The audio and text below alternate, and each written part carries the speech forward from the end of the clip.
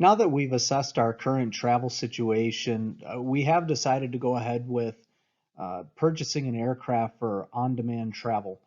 Uh, the four aircraft that we're considering on the top left is a TBM 930, and the top right is a Pilatus PC-12. Those will be the two turboprop aircraft that we're going to look at.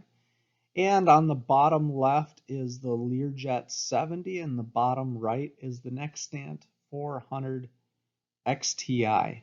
And those will be the two twin engine jets that we'll look for comparison. As we move forward through this presentation, you will notice there's a substantial difference in cost, operating costs between the two aircraft, but it does come with a couple of limitations. So here is a list of the four aircraft. Again, looking at the Pilatus PC-12, our purchase acquisition cost will be just short of $5 million. If we were to go with the TBM, we'd be looking at roughly $4.2 million. The Nexstant 400 XTI is $4.65, and the Learjet 70 comes in at $11.3 million. Now that will be purchase price for a brand new aircraft. One thing that we do need to start looking into a little bit more is the operations of the aircraft. Seating in particular, you'll see about halfway down through the chart, the first two aircraft are labeled 1+7 for the Pilatus and 1+5 for the TBM, meaning those aircraft can be operated with a single pilot. And then the 7 being the seating for the rear, so we'd be able to have 7 folks from the company travel along with, and for the TBM we're looking at 5. If we make the jump to the jet, those are two pilot aircraft. So the next standard seating we'd be looking at is a 2+7, so 7 seat capacity in the rear for us, and the Learjet 70 is a 2+6, so again 6 passengers. Another thing that we do need to consider on here is the maximum range. So maximum range with the aircraft is pretty even across the board if you're looking at the turboprop versus the jet.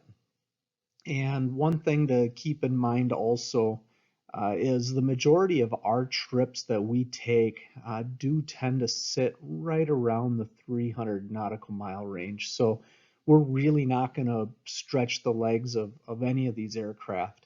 All of them very capable of making the trip and making the trip with full load. So then the next thing we do need to consider is speed. How fast are we really going to get there? Again, maximum cruise speed on the Pilatus is 285. We bump up to 330 on the TBM. The Nexstant max cruise is 447, and the Learjet 70 is 452. I did mention in the opening that there's operating differences between the turboprop and the jet. Primarily what you're looking at is max altitude.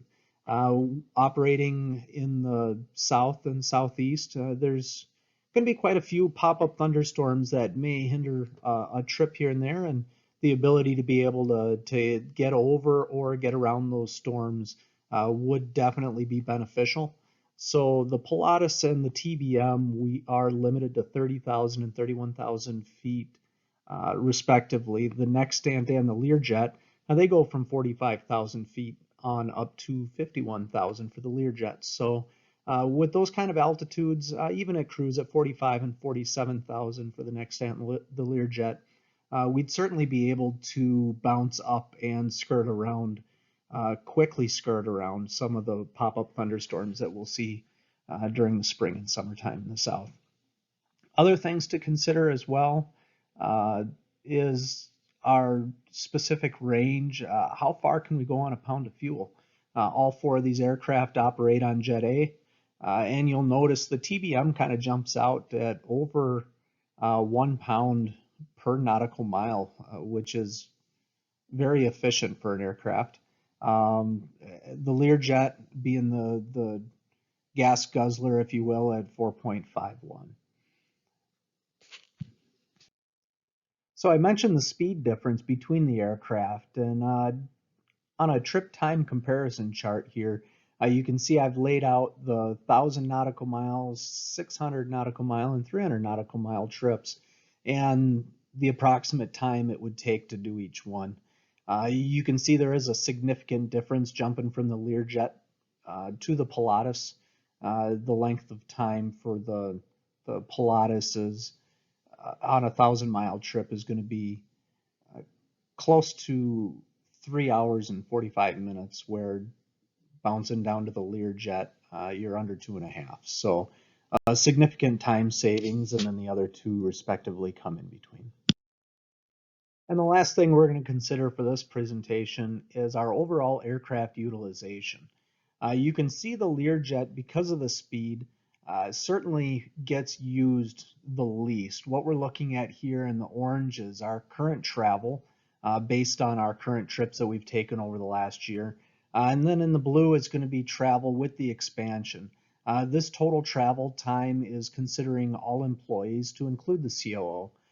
So again, that Learjet, with the expansion, we're looking at right about 300 hours total of usage, where if we do drop all the way down to the slower Pilatus, we're looking at almost 467 hours of total flight time. So 167-hour difference from the fastest jet to the slowest of the turboprops that I've selected.